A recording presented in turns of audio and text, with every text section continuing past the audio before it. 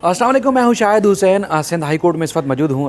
दो बड़ी खबरें हैं, दो बड़े इश्यूज़ हैं आपके सामने रखने हैं। इसमें ये है कि दोनों के ऊपर संगीन नोयत के इल्ज़ामात हैं और हमेशा खबरों की जीनत बने रहें और उनका ऐसा लग रहा है कि कोई कुछ नहीं बिगाड़ पा रहा।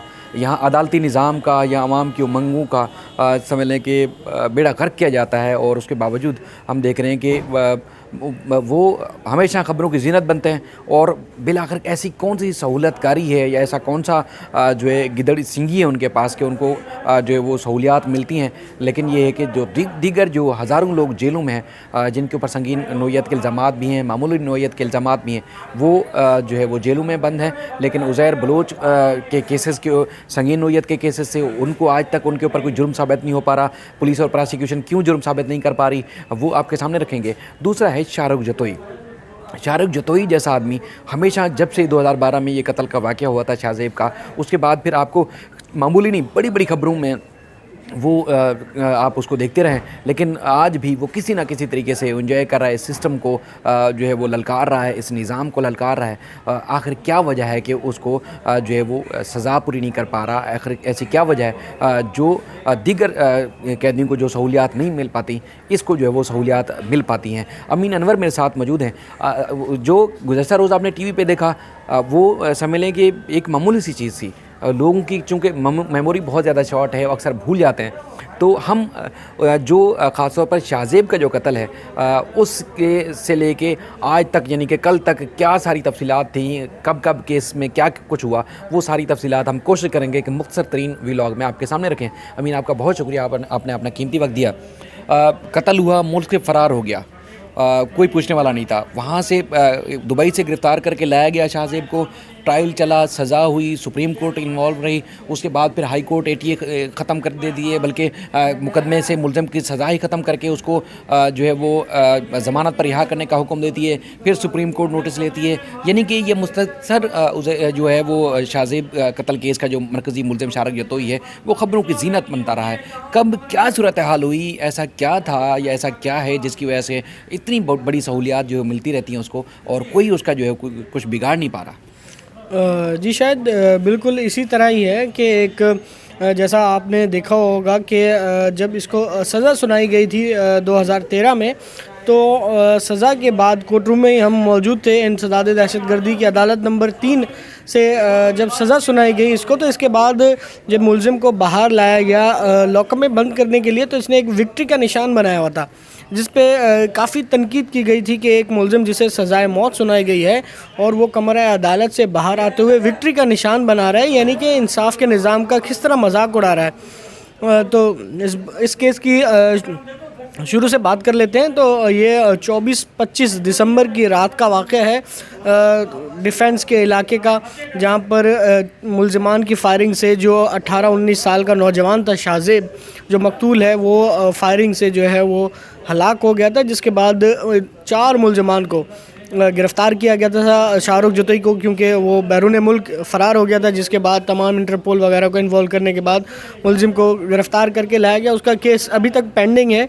वो जो FIA ने फ़रार होने वाला केस है, वो अभी तक पेंडिंग है। उसका कोई फ़ैसला नहीं हुआ कि मुलज़िम को फ़रार कराने में कौन कौन शामिल था, किस किस की मावनत जो है वो इसकी की जा रही थी। ये केस अभी पेंडिंग है। तो हम मरकज़ी केस की बात कर लेते हैं।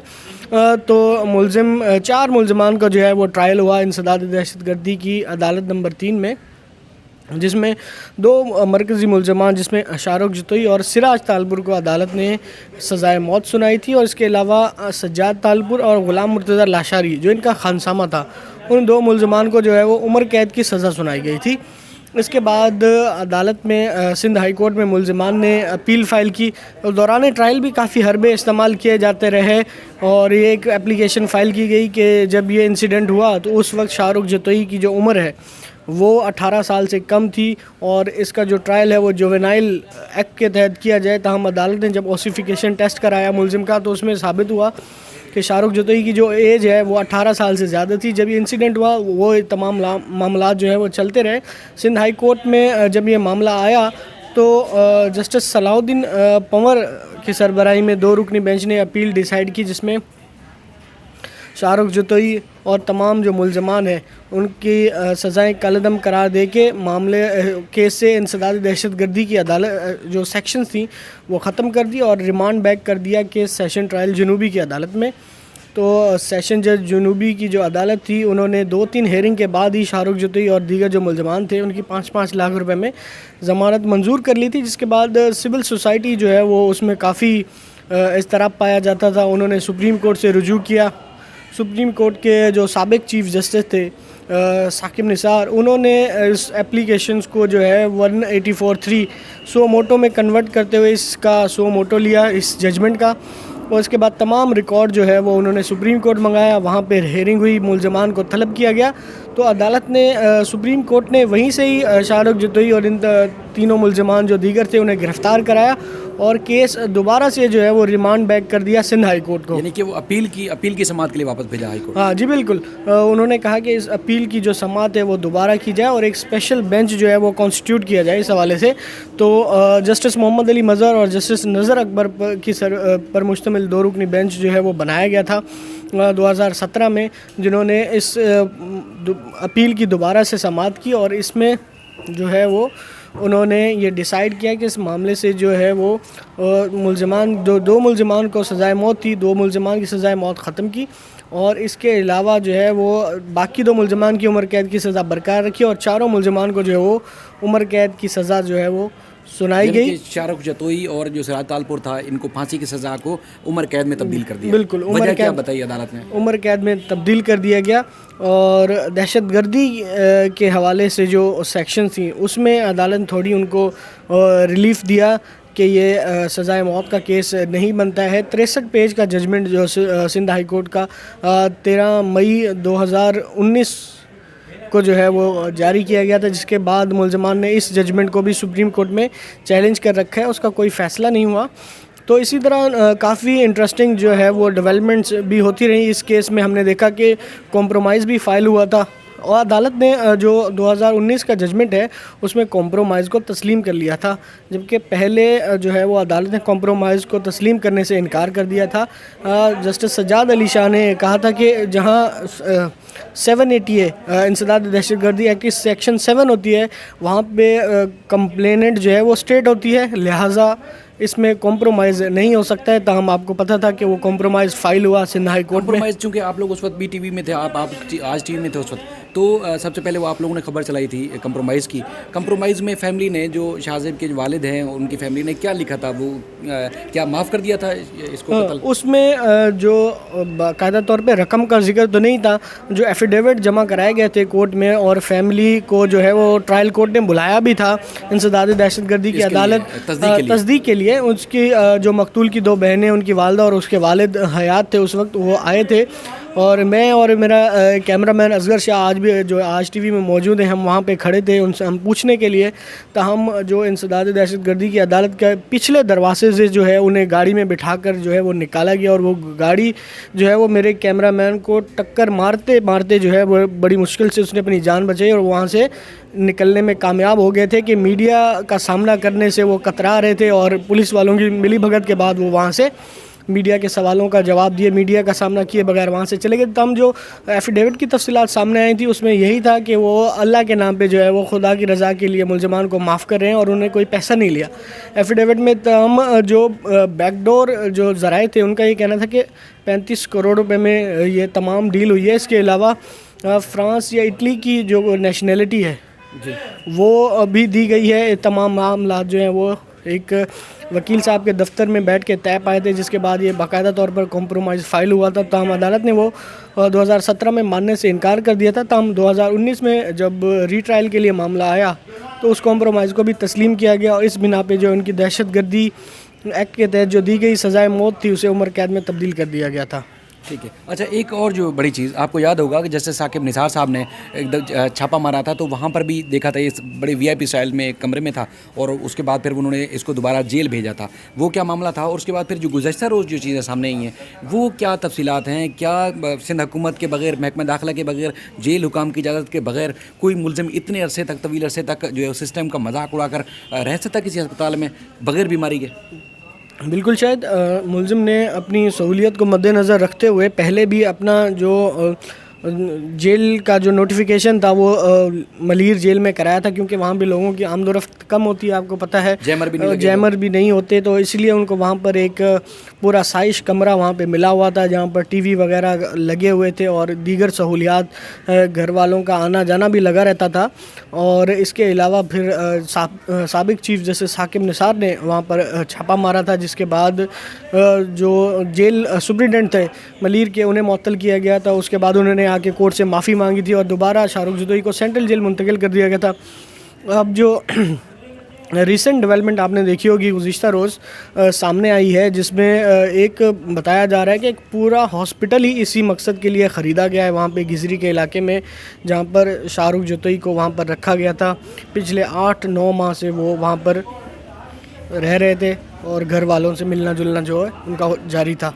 तो मतलब जैसे अगर साकिब निसार साहब जैसे ही ओहदे से हटे तो उसके बाद फिर इसकी शाहरुख जतोई की याशी फिर से शुरू हो गई, ये बाज़ाहिर ये लगता है। हाँ जी, बिल्कुल इसी तरह ही है। और इसमें आपने देखा होगा कि जब तक होम डिपार्टमेंट नोटिफिकेशन नहीं करता उस वक्त तक किसी भी कैदी को जो है वो अस्पताल इलाज के लिए नहीं लाया जा सकता, और इसी तरह सिस्टम का मजाक जो है वो उड़ाया जाता है। इसमें ना सिर्फ जेल हुक्काम मुलव्वस हैं, होम डिपार्टमेंट, हेल्थ डिपार्टमेंट और वो तमाम जो सर्टिफिकेट्स बना के देने वाले डॉक्टर्स हैं, पैरामेडिकल स्टाफ है, होम डिपार्टमेंट है, जेल पुलिस है, तमाम की मिली भगत के बाद ये तमाम सिनेरियो जो है वो क्रिएट किया गया था। और इन सब की बाकायदा तौर पर तहकीकात होना चाहिए और लाजमी है। हुकूमत ने कमेटी तो बना दी है, लेकिन हम जिस तरह पहले भी जो मुख्तलिफ जो कैदी हैं उनके हवाले से रिपोर्ट करते रहते हैं कि अगर किसी भी जो है वो शख्स को अगर बीमारी कोई लाहक होती है, मुतल्लिका अदालत में वो दरख्वास्त देता है, उसके बाद फिर मेडिकल बोर्ड बनता है, मेडिकल बोर्ड जो है वो सजेस्ट करता है, मशवरा देता है कि इस बीमारी का इलाज किस जगह पर होगा, किस अस्पताल में होगा, उसका पूरा एक तरीक़ाकार होता है। तो ये तो सज़ा याफ्ता है, उम्र कैद की सज़ा काट रहा है और 25 साल उसने सज़ा काटनी है 2008 से वो खबरों में, तो 2012 से सॉरी वो खबरों में। तो क्या मेडिकल कोई बोर्ड नहीं बनाया गया था? आज खुद जो है फैसला किया गया कि बीमार है, गैस्ट्रो की और कमर की दर्द की तकलीफ है और 8 महीने से मतलब वो अस्पताल में रह रहा था। कि हर बंदे को कराची में आपको पता है कि गैस्ट्रो इशू और कमर दर्द का मसला है, और इसका कोई एज फैक्टर भी नहीं है कि आप कहें कि कमर की तकलीफ़ का इसको मसला है और गैस्ट्रो का आपको पता है इसे कॉमन आपको पता है कि डिजीज़ है। यहाँ कराची में हर दूसरे बंदे को जो है गैस्ट्रो इशू होता रहता है, और इसको बाकायदा तौर पर एक मेडिकल बोर्ड बनाया जाए कि आया जो रिपोर्ट्स आई थी उनका भी जायज़ा लिया जाए कि किस बुनियाद पर महकमा दाखिला ने जो है वो इसको जेल वहाँ पे अस्पताल मुंतकिल किया हुआ था इतने लंबे अरसे तक। बज़ाहिर तो यही लगता है कि एक सिस्टम का मजाक बना है। इसी तरह आपने देखा होगा कि स्पीकर सिंध असम्बली दूसरी मरतबा गिरफ़्तार हुए हैं और उनके घर को दोबारा सब जेल करार देने का नोटिफिकेशन जो है वो जारी किया गया है। इससे यही लगता है कि जो इंसाफ का निज़ाम है या सज़ा और जज़ा का निज़ाम है वो सिर्फ गरीब के लिए, पैसे वाले लोगों के लिए, देखिए जिस तरह मर्जी वो चाहे इस सिस्टम को इस्तेमाल कर सकते हैं। आप बिल्कुल ठीक कह रहे हैं, लेकिन जजेस तो बेचारे ऑर्डर देने के अलावा क्या कर सकते हैं? चीफ जस्टिस ने छापा मारा, इसको रंगे हाथों पकड़ा, अफसर मुअत्तल हुए, उसके बाद फिर चीफ जस्टिस खुद तो वहाँ उनके पास अपनी कोई फोर्स उतनी कि जो है अमल दरामद कराएं। ज़ाहिर है इसी सूबाई इंतजामिया, ये वफाकी हुकूमत की इंतजामिया से ही चीज़ों को अमल दरामद कराना होता है। इसी तरह खुर्शीद शाह साहब 2 साल तक जेल में रहे, अब बाहर आते हैं, बड़ी विक्टी का निशान बनाकर वो तकरीरें भी करते हैं। इस तरह आसिफ जरदारी साहब की मिसाल आपके सामने, ज़्यादा अरसा उन्होंने जेल के बजाय अस्पताल में गुजारा। फरियाल तालपुर साहिबा भी जब कराची में उनको मुंतकिल किया गया था तो उनके घर को सब जेल करार दिया गया था। अब आगा सिराज दुरानी तकरीबन 40 दिन से ज़ायद जब उनकी ज़मानत मुस्तरद हुई तो उसके बाद वो छुपे रहे, उसके बाद फिर अब जब गिरफ़्तार हो गए तो उनके घर को सब जेल करार दिया गया है। पूरे मुल्क में निज़ाम जो है इस तरह का उसका बेड़ा गर्क है, लेकिन सबसे ज़्यादा जो अगर निज़ाम इंसाफ का जो बेड़ा गर्क हुआ हुआ है वो सिर्फ और सिर्फ सिंध में। जजेस अमल दरामद करने का हुक्मनामा जारी करते हैं लेकिन अमल दरामद नहीं होता। ज़ाहिर है सूबाई हुकूमत की मुदाखलत के बगैर कोई अमल हो नहीं सकता, कोई इस तरह की एक लग्जरी लाइफ, लेविश किस्म की लाइफ जो है वो गुजार नहीं सकता। अमीन आपको पसीना भी आ रहा है। एक और बड़ी खबर है, हमने कमेंटमेंट चूँकि पहले कर ली थी, उस हवाले से अगर मुख्तसर हम अपने जो देखने वाले उनको बताएं कि उज़ैर बलोच के हवाले से एक जज साहब ने जब उनका 164 किया था तो हम पुर उम्मीद थे कि उज़ैर बलोच को सज़ा होगी और सज़ा मौत होगी। हालांकि मिलिट्री कोर्ट में जो है वो सज़ा याफ्ता है 12 का, लेकिन जो ATC में केसेस चल रहे हैं या कराची की माताहत अदालतों में केसेस चल रहे हैं उसमें सज़ा मौत होगी। हमने अपने जो व्यूअर्स हैं उनके आगे दावा किया था, गवाह होने के बावजूद, सबूत होने के बावजूद, रेंजर्स के 2 एहलकार जिनमें केस मजबूत भी था, उसके बावजूद मुलजिम छूट गया, यानी कि उसमें मुलजिम को सज़ा नहीं हुई। अगवा करने के बाद कत्ल करने का उसके ऊपर इल्ज़ाम था। क्या वजह है कि अब 18 केसेस में उज़ैर बलोच जो है वो बरी हो चुका है और सिंध की पुलिस और प्रोसिक्यूशन उसको सज़ा क्यों नहीं दिलवा पा रही? जी बिल्कुल, शायद ये बहुत ही मजबूत केस बकौल प्रोसिक्यूशन के जो है वो दावे किए जा रहे थे, लेकिन 4 जनवरी को जब जजमेंट हुआ तो उसमें जो फ़ैसला था वो बिल्कुल ही प्रोसिक्यूशन के दावों के बरक्स था, जिसमें अदालत ने लियारी गैंग वॉर के जो सरगना है उज़ैर बलोच उन्हें बरी किया, और उसके साथ जो शेर मोहम्मद शेख को एक्यूज़ था जिसका ताल्लुक MQM से था उसे भी बाइज़्ज़त बरी किया गया, क्योंकि उज़ैर बलोच ने अपने डिफेंस में ये प्ली ली थी कि मुझे जो है वो पॉलिटिकली इस केस में इन्वॉल्व किया जा रहा है और मेरा जो को एक्यूज़ बनाया गया है वो MQM का है, जिसका मेरे साथ कोई रेलेवेंस बनता ही नहीं है, टाकरा रहता है, हमेशा टाकरा रहता है। एक दूसरे के इलाकों में तो अदालत ने इस बात को तस्लीम किया। तहम जो 164 जो कराया गया था, जिस पे बहुत ज़्यादा रिलाई किया जा रहा था प्रोसिक्यूशन की जानिब से, तो उस पर भी अदालत ने काफ़ी सवालात उठाए जिसे अपने फ़ैसले में, और अदालत ने बताया कि एक तो ये जो 164 रिकॉर्ड कराया गया है वो इस केस के तफ्तीशी अफसर ने रिकॉर्ड नहीं कराया, और जो 164 रिकॉर्ड कराया है किसने कराया है, कब हुआ है, वो जो जजमेंट है उसमें लिखा हुआ है कि कमांडर साहब की दरख्वास्त पे जो है कमांडर साहब की दरख्वास्त पे उज़ैर बलोच के 164 जो है वो रिकॉर्ड कराया गया था। तहम प्रोसिक्यूशन ने जो उस कमांडर साहब हैं उन्हें जो है वो एग्ज़ामिन नहीं किया, जिन्होंने मुलजिम उज़ैर बलोच की 164 की दरख्वास्त दी थी जुडिशल मजिस्ट्रेट जनूबी को। तहम अदालत ने में ये कहा कि एक तो इस केस में 164 रिकॉर्ड नहीं कराया गया, दूसरा इस केस के तफ्तीशी अफसर के ज़रिए 164 रिकॉर्ड नहीं कराया गया, तीसरा और दूसरे किसी भी तफ्तीशी अफसर के ज़रिए जो है वो 164 रिकॉर्ड नहीं कराया गया। जिसने रिकॉर्ड कराने की दरख्वास्त की थी उससे जो है वो प्रोसिक्यूशन ने एग्ज़ामिन ही नहीं किया। उस पर अदालत ने ज़ाहिर सी बात है उसके बाद चीज़ें जो है वो डाउटफुल होना शुरू हो जाती हैं।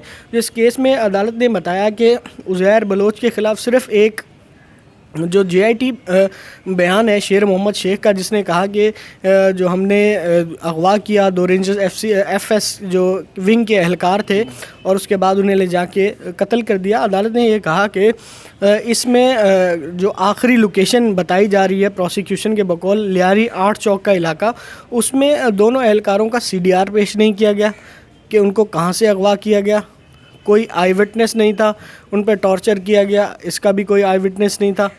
तो ये तमाम चीज़ें जो है वो मिसिंग थी, क्योंकि आपको पता है कि सुप्रीम कोर्ट की जजमेंट भी है, जब एक चीज़ जो है वो मशकूक हो जाती है तो उसके बाद बाकी सारा आपका जो एविडेंस है वो इसी तरह ही पूरा केस ढह गया। और मारूफ कानूनदान ख्वाजा नवीस साहब जैसे कहते हैं कि एविडेंस जो है वो 2 तरह का होता है, एक क्रिएटेड एविडेंस होता है और एक होता है कलेक्टिव एविडेंस।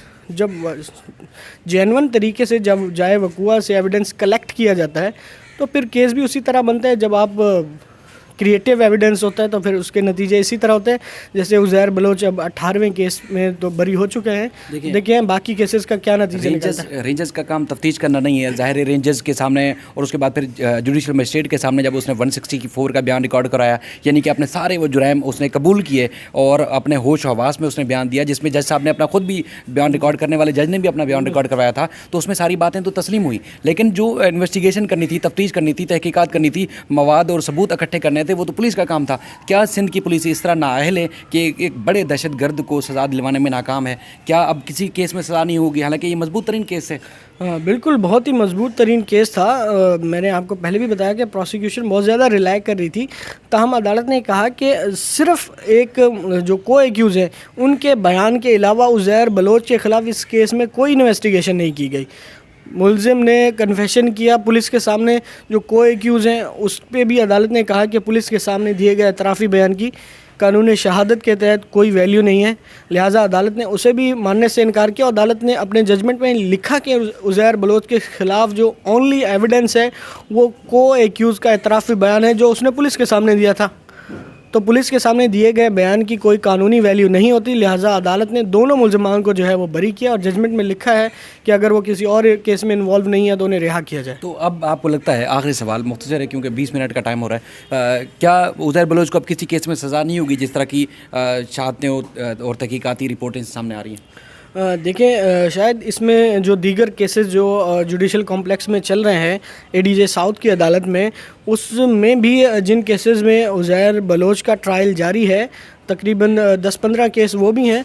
और उसमें जब मेरी उनके वकील से बात हुई तो उनका ये कहना था कि इसमें को एक्यूज़ जो है वो ऑलरेडी बरी हो चुके हैं और ये मुख्तलिफ मौक़ों पे जो है वो केसेस बनाए गए थे जिसमें नामालूम था, तो नामालूम की जगह उज़ैर बलोच का नाम डाल के एक सीरीज़ ऑफ केसेस जो है वो क्रिएट की गई है।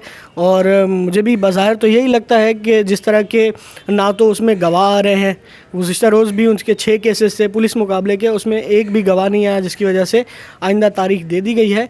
तो बाज़ार यही कि डिले टैक्टिक्स इस्तेमाल की जाए, जब तक मुलजिम को जो है वो जेल में रखा जा सकता है रखा जाए। हमारी उज़ैर बलोच से इस हवाले से बात भी हुई थी, उसका वो भी बड़ा पुरुमीद था। उसका ये कहना था कि अगर इन केसेस को एक साथ चलाया जाए तो मैं बरी हो जाऊँगा।